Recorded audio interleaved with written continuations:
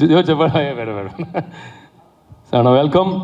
ನೀವು ಹೇಳಿ ಅಣ್ಣ, ಆ್ಯಸ್ ಅ ಪ್ರೊಡ್ಯೂಸರ್ ಆಗಿ ನನಗೆ ಗೊತ್ತು, ಫಸ್ಟ್ ಟೈಮ್ ಮೊಟ್ಟ ಮೊದಲ ಬಾರಿಗೆ ನಮ್ಮ ಕಿಚ್ಚಬ್ರು ಲೈಫಲ್ಲಿ ಕೂಡ ಇಂಥ ದೊಡ್ಡ ಮಟ್ಟದ ಚಿತ್ರ 6 ತಿಂಗಳಲ್ಲಿ ತೆರೆ ಕಾಣ್ತಾ ಇದೆ ಅಂದರೆ, ಶೂಟಿಂಗ್ ಸ್ಟಾರ್ಟ್ ಆಗಿ ಅಂದರೆ ಡೆಫಿನೆಟ್ಲಿ ಇದೊಂಥರ ಒಳ್ಳೆ ಭವಿಷ್ಯ ಇದೆ ನಮ್ಮ ಚಿತ್ರರಂಗಕ್ಕೆ ಅಂತ ನಿಮ್ಗೆ ಅನ್ಸಲ್ಲ, ಒಂದು ಹೊಸ ಅಲೆ ಆಗತ್ತೆ ಅಂತ.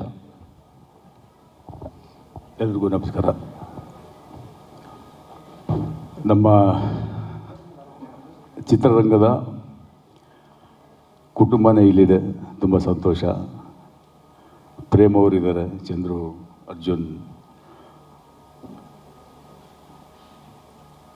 ಒಂಥರ ಈ ಥರ ಚಿತ್ರರಂಗದಲ್ಲಿ ಈ ಥರ ಕಾರ್ಯಕ್ರಮಗಳು ತಿಂಗಳಲ್ಲಿ 3-4 ಸುಮಾರು ನಡೀತಾ ಇರೋದು. ಈಗ ಅದು ಶುರುವಾಗಿದೆ, ಅದು ತುಂಬ ಸಂತೋಷ.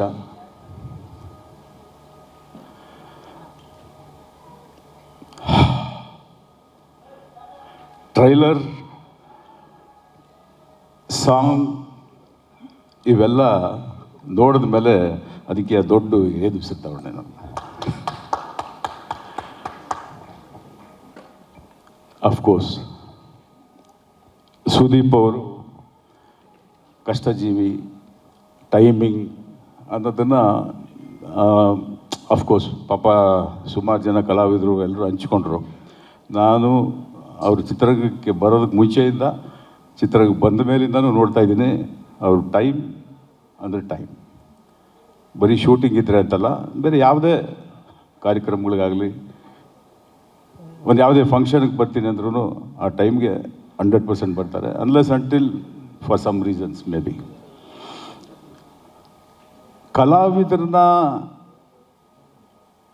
ಎಂಕರೇಜ್ ಮಾಡೋದಾಗಲಿ ಸೆಟ್ಟಲ್ಲಿ, ಅಥವಾ ಆ ಒಂದು ಇನ್ಸ್ಪಿರೇಷನ್ ಅಂತೇನು ಹೇಳ್ತೀನಿ. ನಾನು ಒಬ್ಬ ಕಲಾವಿದನಾಗಿ ಸುದೀಪ್ ಅವ್ರ ಜೊತೆಯಲ್ಲಿ ಒಂದು ಚಿತ್ರ ಮಾಡಿದ್ದೆ, ಒಂದು ಫುಲ್ ಲೆಂತ್ ಸಿನಿಮಾ. ನನಗೂ ಆ ಅನುಭವ ಆಗಿತ್ತು. ಇಷ್ಟೊತ್ತಿಗೆ ಬಂದ್ಬಿಡ್ತಾರೆ, ಹೌದಾ ಬರ್ತಾರೆ, ಬಂದರು. ಸೊ ಈ ಥರ ಆ ಒಂದು ಚಿತ್ರ ಹೆಂಗೆ ಮುಗೀತು ಗೊತ್ತಿಲ್ಲ. ಅಲ್ಲಿ ನಮ್ಗೆ ಈ ಥರ ಮಾಡೋಣ, ಈ ಥರ ಮಾಡೋಣ. ಸೊ ಆ ಒಂದು ದೊಡ್ಡ ಸ್ಟಾರು ಇಲ್ಲ, ಅದೆಲ್ಲ ಮಾಧ್ಯಮ ಮತ್ತು ಜನಗಳ ಮನಸ್ಸಲ್ಲಿರುತ್ತೆ ಅಷ್ಟೇ. ಅವ್ರು ದೊಡ್ಡ ಸ್ಟಾರ್ ಅಂತ ಅವ್ರಿಗೆ ಗೊತ್ತೇ ಇಲ್ಲ ಇವತ್ತಿಗೂ, ನನಗೆ ಗೊತ್ತಿರೋಂಗೆ. ಆ ರೀತಿ ಸೆಟ್ಟನ್ನು ಯಾವ ಥರ ಒಂದು ಅಟ್ಮಾಸ್ಫಿಯರ್ ಕ್ರಿಯೇಟ್ ಮಾಡ್ತಾರೆ ಅಂದರೆ, ಅಲ್ಲಿ ಒಬ್ಬೊಬ್ಬರ ಮೈಂಡಲ್ಲಿ ಏನೇನೋ ಓಡ್ತಾ ಇರುತ್ತೆ, ಅದನ್ನೆಲ್ಲ ಕಲೆಕ್ಟಿವ್ ಆಗಿ ಸೆಟ್ ಮಾಡಿ ಶೂಟಿಂಗ್ ಮುಖ್ಯ. ಎಲ್ಲರೂ ಗಮನ ಸೆಳೆದು ತಮಾಷೆ ಮಾಡಿ ಅದನ್ನು ಎಷ್ಟು ಚೆನ್ನಾಗಿ ಆ ಒಂದು ಸೆಟ್ಟನ್ನು ಖುಷಿಯಾಗಿಟ್ಟು ಅಲ್ಲಿ ಆಗಬೇಕಾದ ಕೆಲಸನ ಆನ್ ಟೈಮ್ ಮುಗಿಸ್ಕೊಳ್ಳೋದಕ್ಕೆ ಆ ಪ್ರಯತ್ನ ಇದೆಯಲ್ಲ, ಹ್ಯಾಟ್ಸ್ ಆಫ್ ಸುದೀಪ್ ಅವರೇ. ಅವತ್ತು ನೋಡ್ತಾ ಇದ್ದೀನಿ, ಇವತ್ತು ನೋಡ್ತಾ ಇದ್ದೀನಿ, ಅದನ್ನು ಕೇಳ್ತಾ ಇದ್ದೀನಿ. ನಾನು ನೋಡೋದಲ್ಲ, ಇವತ್ತು ಅಂದರೆ ಎಷ್ಟೋ ಹೊಸ ಪ್ರತಿಭೆಗಳು ಬಂದು ನಿಮ್ಮನ್ನು ಅದ್ರ ಬಗ್ಗೆ ಮಾತಾಡುವಾಗ ನನಗೆ ತುಂಬ ಖುಷಿ ಆಯಿತು. ಈ ಥರ ಸುದೀಪ್ ಅವ್ರ ಬಗ್ಗೆ ಮಾತಾಡ್ತಾ ಹೋದರೆ ತುಂಬ ಮಾತಾಡ್ಬೋದು. ಈ ಚಿತ್ರದ ಮುಖ್ಯವಾಗಿ ನಿರ್ದೇಶಕರು, 2ನೇ ಚಿತ್ರ ಅವ್ರದ್ದು, ತುಂಬ ಚೆನ್ನಾಗಿ ಮಾಡಿದ್ದಾರೆ. ಮೊದಲನೇ ಚಿತ್ರ ತುಂಬ ದೊಡ್ಡ ಹಿಟ್ಟಾಗಿ ಕನ್ನಡದಲ್ಲಿ, 2ನೇ ಚಿತ್ರ ತುಂಬ ಚೆನ್ನಾಗಿ ಮಾಡಿದ್ದಾರೆ. ಪ್ರೊಡ್ಯೂಸರ್ ಬಂದು ಸತ್ಯಜ್ಯೋತಿ ಫಿಲಿಮ್ಸ್, ತ್ಯಾಗರಾಜನ್ ಅಂದರೆ ತಮಿಳ್ನಾಡಲ್ಲಿ ತುಂಬ ದೊಡ್ಡ ಬ್ಯಾನರ್, ತುಂಬ ದೊಡ್ಡ ಪ್ರೊಡ್ಯೂಸರ್ ಅವರು ಕನ್ನಡ ಚಿತ್ರರಂಗದಲ್ಲಿ ಕನ್ನಡ ಪಿಕ್ಚರ್ ಈಗ ಸುದೀಪ್ ಅವ್ರ ಜೊತೆ ಮಾಡಿದ್ದಾರೆ. ತುಂಬ ಸಂತೋಷ. ಅವ್ರಿಗೆ ನಾನು ಇದೇ ಥರ ಹಲವಾರು ಚಿತ್ರಗಳನ್ನ ಮಾಡ್ತಾಯಿರಿ ಅಂತ ನಾನು ಸ್ವಾಗತಿಸ್ತೀನಿ. ಯಾಕೆ ಹೇಳ್ತೀನಿ ಅಂದರೆ, ಅಫ್ಕೋರ್ಸ್ ಎಲ್ಲ ಚಿತ್ರರಂಗದಲ್ಲಿ ಎಲ್ಲ ರಾಜ್ಯದಲ್ಲಿ ಆ ಒಂದು ಕೋಪ್ರೇಷನ್ ಸಿಗುತ್ತೆ. ಬೇರೆ ನಾಡಿಂದ ಬಂದು ನಿರ್ಮಾಣ ಮಾಡುವಂಥ ನಿರ್ಮಾಪಕರಿಗೆ ಆ ಪ್ರೋತ್ಸಾಹ ಸಿಗುತ್ತೆ, ಆದರೆ ಕರ್ನಾಟಕದಲ್ಲಿ ಜಾಸ್ತಿ ಸಿಗುತ್ತೆ. ಸೊ ಹಾಗಾಗಿ ಅವ್ರಿಗೂ ನನ್ನ ವಿಷಯನ ತಿಳಿಸ್ತಾ, ಈ ಚಿತ್ರದಲ್ಲಿ ಮಾಡಿದಂಥ ಎಲ್ಲ ಕಲಾವಿದರು, ಹಾಗೆ ಅಜನೀಶ್ ಆಗ್ಬೋದು, ಈ ಟ್ರೈಲರ್ನ ನೀವು ಇನ್ನೊಂದು ಸರಿ ಹಾಕಿ ಅಂತ ನೀವು ಕೇಳಿದ್ರಿ. ನನಗೆ ಮನಸ್ಸಲ್ಲಿ ಇತ್ತದು, ಇನ್ನೊಂದು ಸರಿ ಹಾಕ್ಸ್ಬೇಕಾಯ್ತು, ಇನ್ನೊಂದು ಸರಿ ಹಾಕ್ಸಿದ್ರೆ ಚೆನ್ನಾಗಿರುತ್ತೆ, ಎಲ್ಲರ ಮನಸ್ಸಲ್ಲೂ ಇತ್ತು ಅಲ್ವಾ. ಸೊ ನಿಜವಾಗಲೂ ಇಟ್ ವಾಸ್ ಅಮೇಝಿಂಗ್. ಅಫ್ಕೋರ್ಸ್ ನಾನು ಹೇಳ್ದಾಗೆ ಸುದೀಪ್ ಅವ್ರ ನಟನೆ ಬಗ್ಗೆ ನಾನು ಅದು ಹೊಸದಾಗಿ ಏನು ಹೇಳೋದು ಬೇಡ. ಒಂದೆರಡು ನಿಮಿಷ ಜಾಸ್ತಿ ತಗೋತೀನಿ ಮಾತಾಡೋದಕ್ಕೆ. ಪ್ಲೀಸ್ ಸರ್, ನೀವು ಮಾತಾಡ್ಬೇಕು ಸರ್. ಯಾಕೆಂದರೆ ಯುವ ರಂಗದ ಸ್ಥಿತಿಗತಿ ಯಾವ ರೀತಿ ಇದೆ ಅಂದರೆ, ನಾವು ಒಂದು 2-3 ಜನ್ರೇಷನಿಂದ ಚಿತ್ರರಂಗ ನೋಡ್ಕೊಂಡು ಬರ್ತಾ ಇದ್ದೀವಿ. ಈ ಸ್ಪೀಡು, ಈ ಎನರ್ಜಿನ ಇದ್ದಾಗ ನಾವು ಚಿತ್ರಗಳನ್ನ ತುಂಬ ಮಾಡ್ತಾಯಿದ್ವಿ. ಆ ಸ್ಪೀಡು, ಆ ಎನರ್ಜಿ ಹಿಂಗೆ ಬಿದ್ದೋಯ್ತು. ಕಾರಣ ಏನೇನೋ ಇರ್ಬೋದೇನೋ. ಆದರೆ ಈ ಚಿತ್ರ ಶುರು ಮಾಡೋವಾಗ ಸುದೀಪ್ ಅವರು ಸಿಕ್ಕಿದಾಗ ಮಾತಾಡ್ತಾ ಹೇಳ್ತಾಯಿದ್ರು, ಈ ಥರ ಒಂದು ಪ್ರೋಗ್ರಾಮ್ ಮಾಡಿದ್ವಿ ಸರ್, ಈ ಥರ ಒಂದು ಪ್ಲ್ಯಾನ್ ಮಾಡಿದ್ದೀವಿ ಹಿಂಗೆ ಹೇಗೆ ಅಂದಾಗ, ಪ್ಲ್ಯಾನ್ ಎಲ್ಲರೂ ಮಾಡ್ಬೋದು. ಪ್ಲ್ಯಾನ್ ಮಾಡೋದಕ್ಕೂ ಎಕ್ಸಿಕ್ಯೂಟ್ ಆಮೇಲೆ ಪ್ಲ್ಯಾನ್ ಮಾಡೋದಕ್ಕೂ ಆ ಒಂದು ಎನರ್ಜಿ ಬೇಕು. ಆ ಪ್ಲ್ಯಾನ್ ಮಾಡೋದಕ್ಕೆ ಆ ಎನರ್ಜಿ ಇದ್ದಾಗ, ಆ ಪ್ಲ್ಯಾನಿಂಗ್ ಕರೆಕ್ಟಾಗಿ ಆದಾಗ ಸುದೀಪ್ ಅವರಿಗೆ ಎಕ್ಸಿಕ್ಯೂಷನ್ ಪ್ರೆಸೆಂಟೇಷನ್ ಮಾಡೋದಕ್ಕೆ ಅವರಿಗೆ ಆ ಟೀಮ್ ತುಂಬ ಚೆನ್ನಾಗಿದೆ. ಅವ್ರ ಹತ್ರ ಇರೋ ಟೀಮ್ ಆ ಥರ ಒಂದು ಟೀಮ್ನ ಸೆಟ್ ಮಾಡಿ ಇಟ್ಕೋತಾರೆ. ಯಾವಾಗ ಹೊಗಳ್ಬೇಕೋ ಒಳ್ಳೆ ಕೆಲಸ ಮಾಡಿದಾಗ ಹೊಗಳ್ತಾರೆ, ಯಾವಾಗ ತಪ್ಪಾದರೆ ಅದನ್ನ ತಿದ್ಕೊಳ್ಳೋದಕ್ಕೆ ಅವಕಾಶ ಕೊಡ್ತಾರೆ. ಅವಕಾಶ ಕೊಟ್ಟಾಗ ತಿದ್ಕೊಂಡಿಲ್ಲ ಅಂದರೆ ಅವ್ರನ್ನ ನೋಡೋದು ಇಲ್ಲ ತಿರ್ಗಾ ಇನ್ನೊಂದು ಸರಿ ಅಂಥ ಒಂದು ಕ್ಯಾರೆಕ್ಟರ್ ಸುದೀಪ್ ಅವರು. ಸೊ ಇಂಥ ಒಂದು ಸಂದರ್ಭದಲ್ಲಿ ಇವತ್ತಿನ ಕನ್ನಡ ಚಿತ್ರರಂಗದ ಸ್ಥಿತಿಗತಿ ಯಾವ ಥರ ಇದೆ ಅನ್ನೋದನ್ನು ನಮಗೆಲ್ಲರಿಗೂ ಗೊತ್ತಿದೆ. ಆದರೆ ಆ ಹೀಟ್, ಆ ಬಿಸಿ ಯಾರಿಗೆ ತಗಲ್ತಾ ಇದೆ ಅವ್ರಿಗೆ ಮಾತ್ರ ತುಂಬ ಗೊತ್ತಾಗುತ್ತೆ. ಇವತ್ತು ಕನ್ನಡ ಚಿತ್ರರಂಗ ಯಾವುದೋ ಒಂದು ಮೀಟಿಂಗ್ ಇತ್ತು ನಮ್ಮ ಚೇಂಬರಲ್ಲೆಲ್ಲ. ಮಾತಾಡುವಾಗ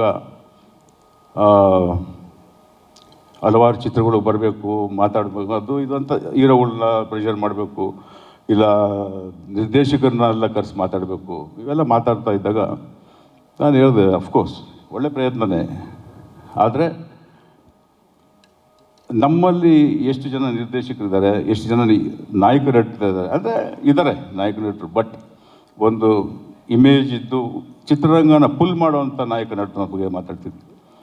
ಸೊ ಇವೆಲ್ಲ ತುಂಬ ಇಂಪಾರ್ಟೆಂಟ್ ಆಗುತ್ತೆ. ಇವತ್ತು ನಾನು ಒಬ್ಬ ನಿರ್ಮಾಪಕನಾಗಿ, ಅಂದರೆ ನನ್ನ ಒಬ್ಬ ನೋಟೆಡ್ ಪ್ರೊಡ್ಯೂಸರ್, ಹಳೆ ಕಾಲದಿಂದ ಸಿನಿಮಾ ಮಾಡಿದಾರೆ ಒಬ್ಬ ನಿರ್ಮಾಪಕ ಅಂತ ಹೇಳ್ತಾರೆ. ನಾನು ಎಷ್ಟು ಸಿನಿಮಾ ಮಾಡ್ತಾಯಿದ್ದೀನಿ, ವರ್ಷಕ್ಕೊಂದು 2 ಇಲ್ಲ 3 ವರ್ಷಕ್ಕೊಂದು ಮಾಡ್ತಾ ಇರ್ಬೋದೇನು ಅಷ್ಟೇ. ಆದರೆ ನನ್ನಂಥ ನಿರ್ಮಾಪಕರು ಒಂದು 5 ಜನ ಇದ್ದರೆ ಎಲ್ಲ ಸೇರಿದ್ರು ಒಂದು 10-15 ಸಿನಿಮಾ ಮಾಡ್ತೀವಿ ನಾವು. 250 ಚಿತ್ರಗಳಿಗಿಂತ ಜಾಸ್ತಿ ಇವತ್ತು ಬಿಡುಗಡೆ ಆಗ್ತಾಯಿದೆ ನಮ್ಮ ಕರ್ನಾಟಕದಲ್ಲಿ. 250 ಚಿತ್ರಗಳಿಗಿಂತ ಜಾಸ್ತಿ ಆಗ್ತಾಯಿದೆ.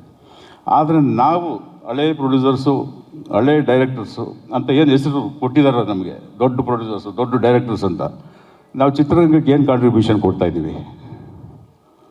ಕಾಂಟ್ರಿಬ್ಯೂಷನ್ ನಮ್ಮದಲ್ಲ, ಆ 250 ಚಿತ್ರ ಮಾಡ್ತಾ ಇರೋ ಹೊಸ ಪ್ರೊಡ್ಯೂಸರ್ಸ್ದು ಕಾಂಟ್ರಿಬ್ಯೂಷನ್ ಚಿತ್ರರಂಗಕ್ಕೆ.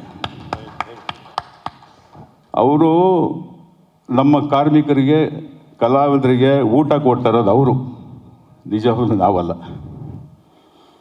ನಾವು ಯಾವಾಗಲೂ ಹಬ್ಬಕ್ಕೆ ಊಟ ಕೊಡ್ತೀವಿ ಅಷ್ಟೇ.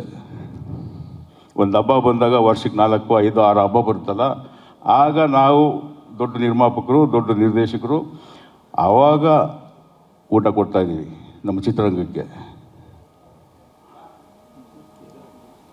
ಅರ್ಥ ಆಯ್ತಾ? ಅದನ್ನು ಬ್ರೇಕ್ ಮಾಡಿದ್ದು ಮಾರ್ಕ್. ಬರಲಿ ಜೋರ್ ಚಪ್ಪಾಳೆ ಇದಕ್ಕೆ. ಇವತ್ತಿನ ಟ್ರೆಂಡಲ್ಲಿ ಸುದೀಪ್ ಅವರು ಇದನ್ನು ಹೇಳಿದರು. ನಾನು ಸತ್ಯವಾಗ್ಲೂ ಹೇಳ್ತೀನಿ, ಕತೆ ಒಂದು ಹೇಳಿದರು, ಬಟ್ ಆಗುತ್ತಾ ಇದು? ಬಟ್ ಇವ್ರು ಮಾಡ್ತಾರೆ, ಇವ್ರಿಗೆ ಸಪೋರ್ಟಿವ್ ಆಗಿ ಲೊಕೇಶನ್ಸ್ ಆಗ್ಬೋದು, ಎಲ್ಲ ಇವತ್ತಿನ ಮನ್ಸು ಮಾಡಿದ್ರೆ ಏನು ಬೇಕಾದ್ರೂ ಆಗುತ್ತೆ. ಬಟ್ ಅವರೊಬ್ಬರು ಶ್ರಮ ಪಟ್ಟರೆ ಆಗಲ್ವಲ್ಲ, ಅವ್ರ ಆ ಥರ ಒಂದು ಟೀಮ್ ಇಟ್ಕೊಂಡಿದ್ದಾರೆ.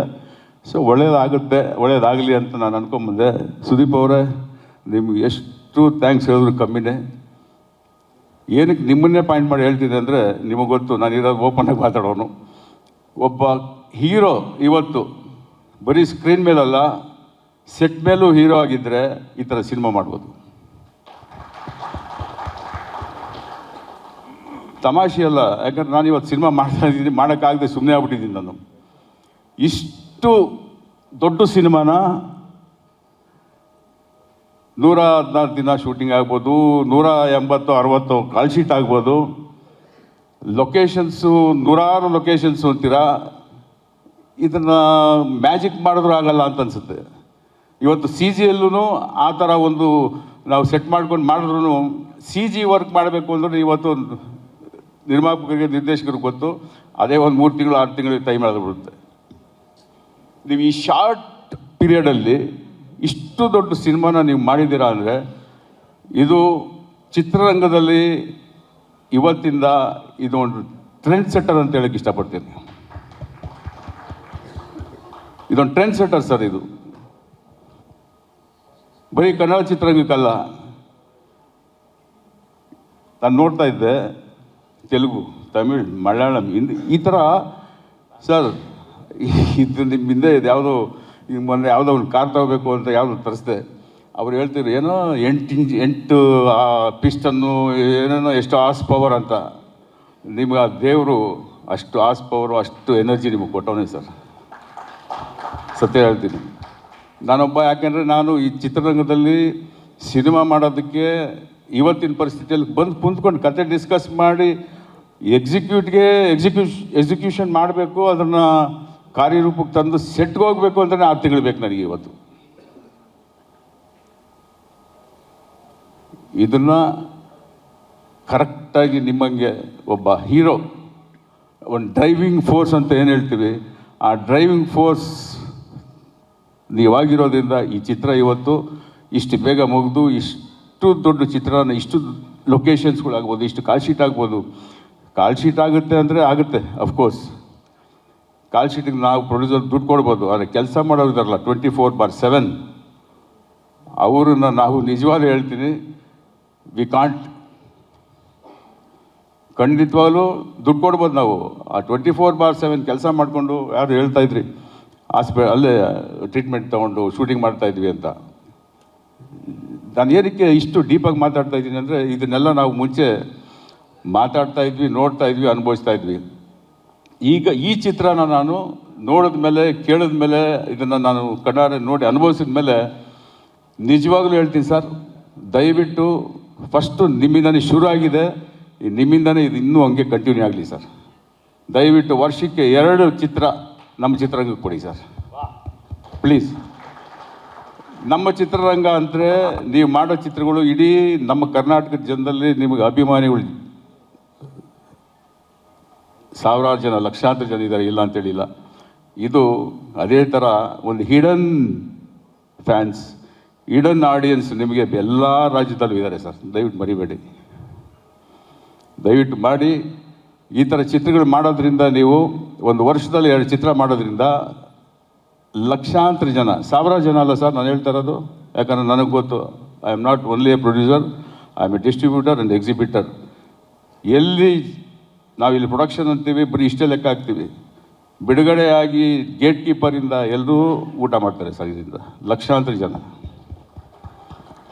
ಇದನ್ನು ನಾನು ಒಬ್ಬ ಚಿತ್ರರಂಗದಲ್ಲಿ ಹಿತೈಷಿಯಾಗಿ ನಾನು ಹೇಳ್ತೀನಿ, ಎಲ್ಲ ಹೀರೋಗಳು, ನಾಟ್ ಓನ್ಲಿ ಕನ್ನಡ ನಾನು ಹೇಳ್ತಾ ಇರೋದು, ತೆಲುಗು, ತಮಿಳ್, ಮಲಯಾಳಂ ಎಲ್ಲ ಚಿತ್ರರಂಗದಲ್ಲಿ ಈ ಥರ, ಬರೀ ಕನ್ನಡ ಇಂಡಸ್ಟ್ರಿಗೆ ಮಾತ್ರ ನೀವು ಸ್ಫೂರ್ತಿಯಾಗಿಲ್ಲ ಸರ್, ಇಡೀ ಇಂಡಿಯನ್ ಸಿನಿಮಾ ಪ್ರೊಡ್ಯೂಸರ್ಸ್ಗಾಗ್ಬೋದು, ಡೈರೆಕ್ಟರ್ಸ್ಗಾಗ್ಬೋದು, ನಾಯಕ ನಟರಿಗಾಗ್ಬೋದು, ಎಲ್ರಿಗೂ ನೀವು ಇನ್ಸ್ಪೈರ್ ಆಗಿದ್ದೀರಾ ಸರ್. ನೀವೇ ಇನ್ಸ್ಪಿರೇಷನ್ ಅವ್ರಿಗೆಲ್ಲ. ಅದನ್ನು ಒಂದು ಚಾಲೆಂಜಿಂಗ್ ಆಗಿ ತಗೊಂಡು ಎಲ್ಲರೂ ಮಾಡಿದ್ರೆ ನಮ್ಮ ಇವತ್ತಿನ ಚಿತ್ರರಂಗ ಯಾರ ಮೇಲೆ ಡಿಪೆಂಡ್ ಆಗಿದೆ ಅನ್ನೋದು, ಯಾಕಂದರೆ ದೊಡ್ಡ ದೊಡ್ಡ ಸಿನಿಮಾ ಮಾಡ್ತಾ ಇರ್ತೀವಿ, ಯಾರ ಮೇಲೆ ಡಿಪೆಂಡ್ ಆಗಿದ್ದೀವಿ ಸರ್? ಇವತ್ತು ನಾವು OTT ಅಂತೀವಿ. OTT ನಮ್ಮನ್ನು ಬಾಚಿ ತಬ್ಕೊಂತು ಫಸ್ಟು. ಇವಾಗ ಗೇಟಿಂದ ಆಚೆ ನಿಲ್ಲಿಸೋರು ನಮ್ಮನ್ನು ಜ್ಞಾಪಕ ಇಟ್ಕೋಬೇಕು ಸರ್. ನಾವೆಲ್ಲ ಫಸ್ಟು ಬಾಚಿ ತಬ್ಕೊಂಡ್ರು, ಅರೆ ಇಂಥ ಒಂದು ಶಕ್ತಿ ಸಿಗ್ತಲ್ಲ ನಮಗೆ ಅಂದ್ಕೊಂಡ್ವಿ ನಾವು. ಇವತ್ತು ನಮ್ಮನ್ನು ಗೇಟಿಂದ ಒಳಗೆ ಬರೋದಕ್ಕೆ ಅಪಾಯಿಂಟ್ಮೆಂಟ್ ತೊಗೊಂಡೋಗ್ಬೇಕು ನಾವು, ಯಾಕಂದರೆ ಚೆನ್ನಾಗಿ ಬೆಳೆದ್ರು ನಮ್ಮಿಂದ. ಇವಾಗ ನಾವು ಬೇಕಾಗಿಲ್ಲ ಅವ್ರಿಗೆ. ಅದನ್ನು ಬ್ರೇಕ್ ಮಾಡಬೇಕು ಅಂದರೆ ನೀವು ಏನು ಟ್ರೆಂಡ್ ಸೆಟ್ ಮಾಡಿದ್ದೀರಾ ಸರ್, ಅದನ್ನು ಪ್ರೇಮ್ ಅವರಾಗಲಿ ಮಿಕ್ಕಿದ ನಮ್ಮೆಲ್ಲ ನಿರ್ದೇಶಕರು, ನಾನು ಅದೇ ಹೇಳೋದು, ವರ್ಷಕ್ಕೆ 2 ಪಿಕ್ಚರ್ ಮಾಡಿ ಸರ್, ಆಗುತ್ತೆ ನಿಮ್ಮ ಕೈಯಲ್ಲಿ. ಅವಾಗ ಅವ್ರು ತಿರ್ಗಾ ವಾಪಸ್ ಬರ್ತಾರೆ. ನಮಗೆ ನಮ್ಮ ಬಾಕ್ಸ್ ಆಫೀಸ್ ಅಂತ ಏನು ಹೇಳ್ತೀವಿ, ನಮ್ಗೆ ಇರೋದು 2 ಸೋರ್ಸ್, ರೆವೆನ್ಯೂ ಕಲೆಕ್ಟ್ ಮಾಡೋದು 2 ಸೋರ್ಸ್ ನಮಗೆ. ಒಂದು ಬಾಕ್ಸ್ ಆಫೀಸ್, ಇನ್ನೊಂದು OTT ಡೋರ್ ಕ್ಲೋಸ್. ಕನ್ನಡ ಚಿತ್ರ ಓಪನ್ ಆಗಿ ಹೇಳ್ತಾರೆ ಅವರು, ಕನ್ನಡ ಚಿತ್ರಗಳು ತಗೊಳ್ಳೋಲ್ಲ ನಾವು. ಏನಾಗಬೇಕು 250 ಚಿತ್ರ ಮಾಡಿರುವಂಥ ನಿರ್ಮಾಪಕರು ನೆಕ್ಸ್ಟ್ ಮಾಡ್ಬೇಕು ತಾನೆ ಅವರು. ಇದು ಬರೀ ಕರ್ನಾಟಕದಲ್ಲಾಗದೆ ಶುರು ಆಗಿದೆ ಅಂದ್ಕೊಬೇಡಿ, ಎಲ್ಲ ರಾಜ್ಯದಲ್ಲೂ ಈ ಥರ ಆಗಿದೆ ಈಗ.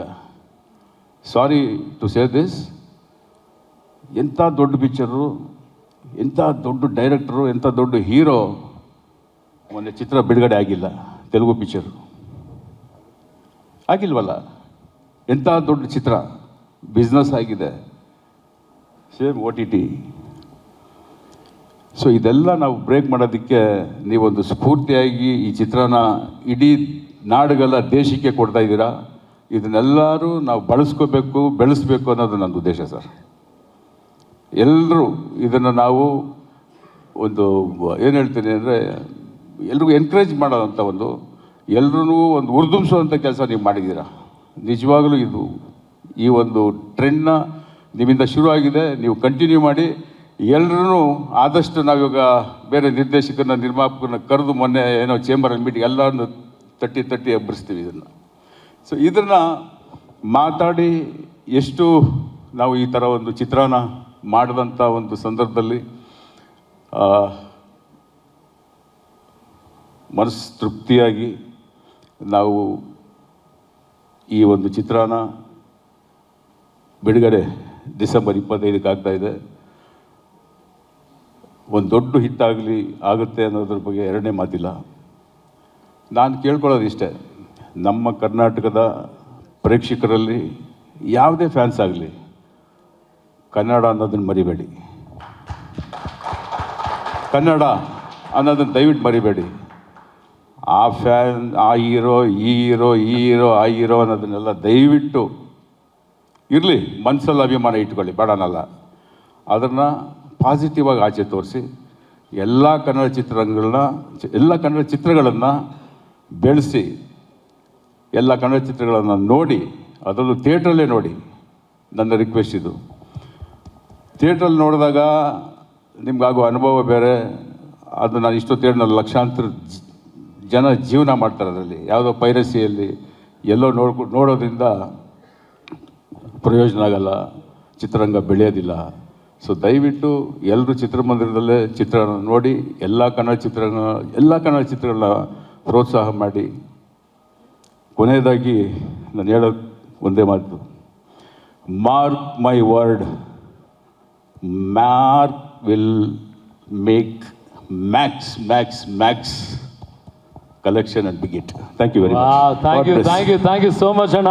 ಸ್ವಾದಿಷ್ಟತೆಯ ಸ್ವಾದ, ತಾಜಾತನದ ಆಹ್ಲಾದ, ಉತ್ತಮ ಆರೋಗ್ಯ ಮತ್ತು ಹೆಚ್ಚಿನ ರೋಗ ನಿರೋಧಕ ಶಕ್ತಿಯ ವೃದ್ಧಿಗೆ ಈಗ ನಿಮಗೆ ಸಿಗುತ್ತಿದೆ ಉತ್ತಮ ಗುಣಮಟ್ಟದ ಪೌಷ್ಟಿಕಾಂಶ.